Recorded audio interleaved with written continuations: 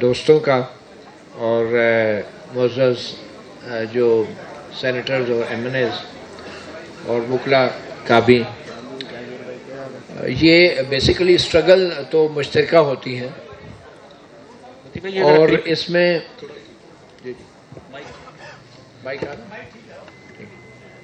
یہ اسٹرگل جو بھی ہوتی ہے مشترکہ ہوتی ہے. اس میں کوئی سیاستدان یا صحافی یا وکلا یا سول سوسائٹی ایک دوسرے کو جتنے بھی سوال کرے اچھی بات ہے، مگر ایک موقع ایسا آتا ہے کہ جب سب کو ایک ساتھ بات بھی کرنی ہوتی ہے، اور خاص طور پہ ایک ایسا وقت کہ جس میں باقاعدہ ایک مارشل لا، غیر اعلانیہ تو میں نہیں کہوں گا، میں تو سمجھتا ہوں اس سے بڑا اعلان کیا ہوگا کہ جس طریقے سے عدالتوں کو، پارلیمنٹ کو اور حکومت کو چلایا جا رہا ہے اور میڈیا کو جس طرح کنٹرول کیا جا رہا ہے، اس میں اب مزید کسی اعلان کی ضرورت نہیں ہے.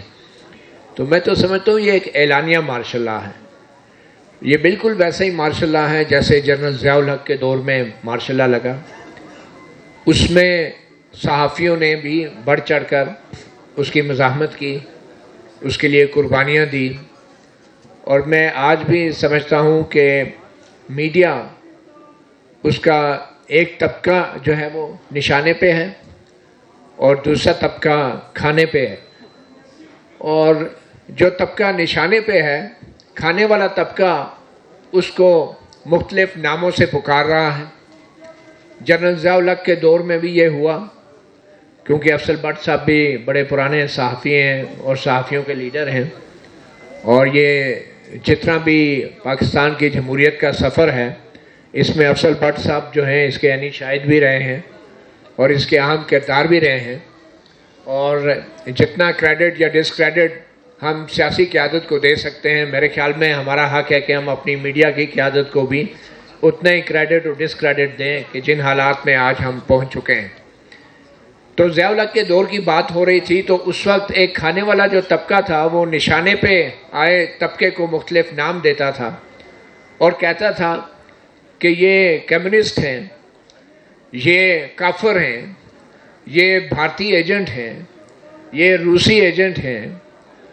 اور آج بھی اگر ہم اپنے میڈیا پہ نظر گھمائیں تو ہم دیکھ رہے ہیں کہ کچھ صحافی آج بھی بات کر رہے ہیں کہ صحافیوں کی یہ ایتھکس ہوتے ہیں، صحافیوں کے یہ اصول ہوتے ہیں، یہ صحافت ہے، یہ نہیں ہے، یہ یوتھیا ہیں، یہ پٹواری ہیں، مختلف ناموں سے یاد کیا جا رہا ہے. اور بڑے بڑے اینکرز اور صحافی حضرات اپنے پروگراموں میں بیٹھ کے جو موازنہ کرتے ہیں مختلف سیاسی جماعتوں کے نمائندوں کو بٹھا کے، تو وہ یہ تاثر دے رہے ہوتے ہیں کہ جیسے یہ جو چپکلش ہے، یہ جو ایک کشمکش ہے، یہ سیاسی جماعتوں کے بیچ میں ہے.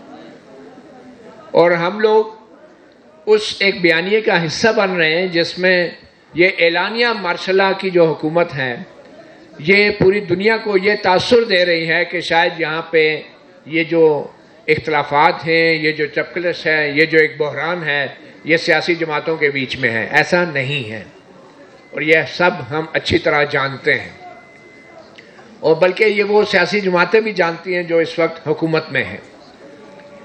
تو اس تاثر کو بنانے میں ہمارا میڈیا جو ہے وہ بھرپور انداز سے استعمال ہو رہا ہے. آپ اس بات کا اندازہ لگائیں کہ کاروبار معمول کے مطابق چل رہا ہے، گلشن کا کاروبار چل رہا ہے، اور اس کے سب سے بڑا ثبوت یہ ہے کہ اس مارشل لا جیسے ماحول کے اندر بھی ہماری صحافتی تنظیمیں، ہماری صحافتی قیادت وہ یہ تاثر دے رہی ہے کہ میڈیا کے اوپر پابندیاں تو ضرور ہیں، بحران بھی ضرور ہے، مگر حالات اتنے خراب نہیں کہ میڈیا قلم چھوڑ ہڑتال کرے. حالات اتنے خراب نہیں کہ میڈیا اپنے بازوؤں پہ کالی پٹیاں باندھ کے پروگرام کریں. حالات اتنے خراب نہیں کہ صحافی ان جھوٹ بولنے والے بے بس اور بزدل حکمران سیاستدانوں کی پریس کانفرنسوں کا بائیکاٹ کریں. حالات اتنے خراب نہیں کہ یہ میڈیا چاہے ٹیلی ویژن کے ورکر ہیں چاہے اخبارات کے ورکر ہیں، ان کے لیے پارلیمنٹ کے سامنے لگاتار دھرنا دے. حالات اتنے خراب نہیں کہ یہ میڈیا جو ہے وہ سوشل میڈیا کے اوپر کم از کم ہمارے جو قائدین ہیں وہ آواز اٹھائیں، کوئی بیان جاری کریں۔ حالات اتنے خراب نہیں کہ ہمارے صحافتی قائدین اور تنظیمیں جو ہیں وہ ابھی بھی بیرون ملک دوروں سے انکار کریں۔ حالات اتنے خراب نہیں ہیں کہ جو بڑی صحافتی تنظیمیں ہیں بشمول پی ایف یو جے، ہمارے پریس کلبز جو ہیں وہ اعلان کریں کہ یہ جو حکومتی سیاستدان ہیں، وزرائے ہیں، اطلاعات ہیں، ان لوگوں کی پریس کلب میں داخلہ بند کرنا چاہیے۔ حالات اتنے خراب نہیں، ابھی بھی یہ تاثر دیا جا رہا ہے کہ حالات اتنے خراب نہیں ہیں کہ ہم لوگ حکومت سے پریس کلب کے لیے یا اپنی یونینز کے لیے فنڈ مانگنے نہ جائیں اور فنڈ مانگے نہ اور وصول نہ کریں۔ تو میرا یہ خیال ہے کہ میں تو بطور صحافی اپنے گریبان میں جھانکنے کی کوشش کروں گا، اپنی کمیونٹی کے اوپر بات کروں گا۔ ہم کیا سیاستدانوں کو لیکچر دے رہے ہیں کہ پہلے بھی سیاستدانوں نے دھوکہ کیا، پہلے بھی خواب دکھائے گئے، پہلے بھی بڑے وعدے کیے گئے، کبھی ایک آ جاتی ہے، کبھی دوسری پارٹی آ جاتی ہے۔ ہمیں پارٹیوں سے کیا لینا دینا؟ کیا ہماری ڈگریاں جعلی ہیں؟ ہم نے کوئی ساری عمر جھک ماری ہے کالجز اور یونیورسٹیوں میں کہ ہمارا اپنا کوئی نظریہ یا اپنی کوئی کاز ہی نہیں ہے؟ میرے جیسا بندہ بیٹھ کے ہم بیرسٹر گور کو بھی تنقید کر لیں گے، سلمان راجہ پہ بھی کر لیں گے، محمود اچکزئی سے بھی کر لیں گے کہ جی آپ نے تو یہ وعدے کیے تھے۔ ٹھیک ہے آپ نے وعدے کیے تھے، لیکن میرا اپنا کوئی نظریہ نہیں ہے کہ میں ان کے وعدوں کے پیچھے چلوں گا۔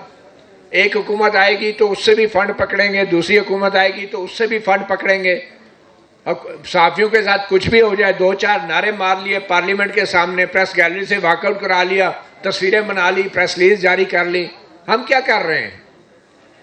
اور آج بھی سوشل میڈیا کے اوپر اگر دیکھیں ہم تو ہماری تنظیمیں، ہمارے جو قائدین ہیں وہ واضح پوزیشن نہیں لے پا رہے ہیں ان تمام مظالم کے حوالے سے کہ جو اس وقت میڈیا کے ساتھ روا رکھے گئے ہیں۔ آج بھی ہم اپنے پلاٹوں کے لیے، اپنی اسکیموں کے لیے منظوریاں لینے کے لیے ملاقاتیں کرتے ہیں، وزراء کو پریس کلبوں میں بلا کے ہم پھول کی پتیاں نچھاور کرتے ہیں اور بات ہم کرتے ہیں کہ پہلے یہ وعدہ کیا گیا تھا ووٹ کو عزت دینے کا، اور پھر ہم بات کرتے ہیں کہ قانون کی بالادستی کی بات کی گئی تھی۔ مطلب ہم اپنے طرف تو ہمیں دیکھنا چاہیے نا کہ ہم ساری عمر سیاستدانوں کو یہ سوال جواب کر کے اور انہی کو جو ہے انہی کا احتساب کر کے ہم اپنی جسٹیفیکیشن دیتے رہیں گے کہ ہم جو نہیں کر پا رہے بطور صحافی، کیا کچھ نہیں کیا۔ آج وہ ناصر زیدی صاحب، اللہ تعالیٰ ان کو صحت دے، زندگی دے، وہ آج واحد نشانی ہے جنرل ضیاء الحق کے دور میں جو صحافیوں نے قربانیاں دی ہیں، وہ واحد نشانی ہے۔ ان کو کوڑے پڑے، لاٹھیاں پڑی، ٹارچر ہوا، ٹیئر گیس ہوئے، وہ سب کچھ ہوتا رہا، اور ان کو کیا کہا گیا؟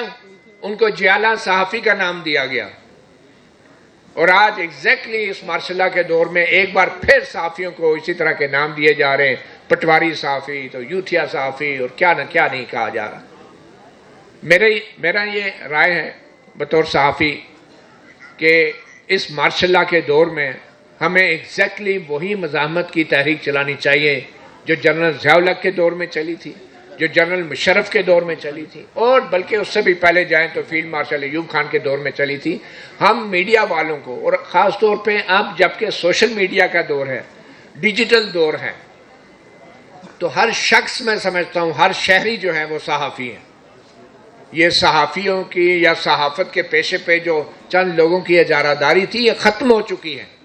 ایون کہ ہماری جو صحافت کی ڈگریاں ہیں، میں سمجھتا ہوں اب ان ڈگریوں کی بھی وہ اہمیت نہیں رہی، کیونکہ ہر شخص، ہر شہری جو دیکھتا ہے، بولتا ہے، سنتا ہے، محسوس کرتا ہے، وہ صحافی ہے، اور اس کے پاس ایک موبائل فون ہے جس میں کیمرہ ہے اور ویڈیو بنا سکتا ہے۔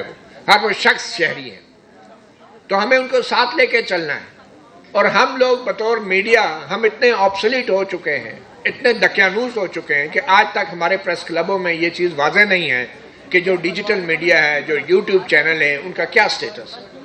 ہم لوگ آج تک اپنے آپ کو بدل نہیں سکے وقت کے ساتھ ساتھ، ہم اپنے ساتھ ان نوجوانوں کو اپنی طاقت نہیں بنا سکے پریس کلبوں کے اندر، اور آج بھی معذرت کے ساتھ جعلی رکنیت جو ہے ہم نے پریس کلبوں میں بھی دے رکھی ہے۔ مطیع اللہ جان آج صاحب تک جو ہے میں اپنی بات کر لوں کلب کا فورم نہیں ہے. یہ بالکل 10 دفعہ آپ کی ضمانت ضبط ہوئی ہے پریس کلب کے الیکشن میں. آپ اب ڈبکے مت لگائیں. ضمانت ضبط ہوئی ہے اور آپ بار بار پریس کلب کے پلیٹفارم پہ آئیں. بات کریں آگے پریس کلب. آپ پی ایف یو جے کے لیڈر ہیں, آپ پریس کلب کے لیڈر نہیں ہیں. الیکشن لڑے آ کے آپ پریس کلب کے لیڈر نہیں, آپ پی ایف یو جے کے لیڈر ہیں. آپ ایک پریس کلب کا ٹھیکہ لے کے بیٹھ گئے. چھوڑیں اس بات نمائندہ ہوا ہے. بٹ صاحب ایک سیکنڈ پوزیشن میں بات کریں. بٹ صاحب میری بات سن لیں.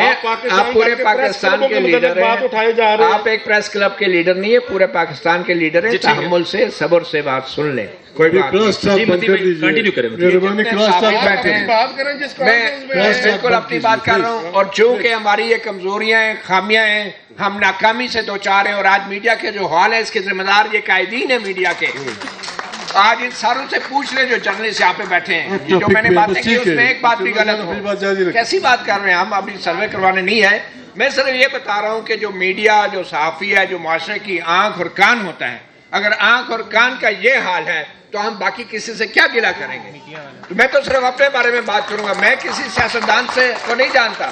ہمارا کام ہے ہم سیاستدانوں سے سوال کریں, وہ میں ہر دور میں کرتا رہا ہوں, یہ بات نہیں ہے. لیکن اب وقت آ گیا کہ ہمیں اپنے گریبان میں جھانکنا چاہیے. نئی نسل کو قیادت دینی چاہیے میڈیا کی. ایک سب سے بڑا المیہ یہ ہے کہ ہماری جو قومی قیادت ہے وہ پریس کلبوں کی سیاست کے اندر پھنس چکی ہے, اور چھوٹے چھوٹے گروپ بندی کر کے وہ اپنی سیاست چمکاتی ہے. یہ نئی نسل جو آئی ہے, نوجوان لوگ جو ہیں, ان کے حوالے کرنی چاہیے ہمیں قومی قیادت, صحافیوں کی, پی ایف یو جے کی قیادت, پریس کلبوں کی سیاست. بھائی الیکشن لڑیں گے تو ملے گی نا. الیکشن لڑیں, آپ بھی لڑتے ہیں, وہ بھی لڑتے ہیں. نہیں, بالکل لڑیں گے. میں یہی کہہ رہا ہوں, میں تجویز دے رہا ہوں, آپ پریشان نہ ہوں. الیکشنوں میں آپ کی ضمانت میں صرف تجویز دے رہا ہوں, آپ پریشان نہ ہوں. پہلی بات. اور آخر میں بس اس بات پہ کنکلوڈ کروں گا کہ ہمیں, جیسے میں نے پہلے کہا تھا, اسٹرگل سب کی مشترکہ ہوتی ہے.